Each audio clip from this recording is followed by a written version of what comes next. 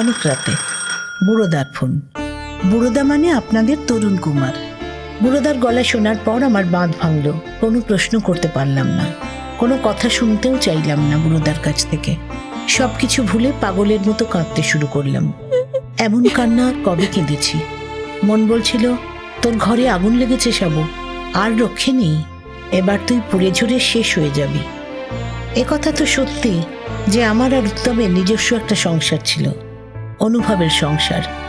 আমাদের একান্ত নিজস্ব এই সংসারের কোনো অস্তিত্ব এই বাস্তব পৃথিবীতে ছিল না ঠিকই, কিন্তু এই সংসারের অস্তিত্ব ছিল আমাদের মনে। আমরা দুটো মানুষ এই ভালোবাসার সংসারকে আঁকড়েই নিজেরা বেঁচেছিলাম, আর অন্য মানুষদের সাধ্য মতো বাঁচিয়ে রেখেছিলাম। যদিও এই সংসার ছিল আসলে বেনি সুতোর মালা, স্বীকার করলে আছে, অস্বীকার করলে নেই।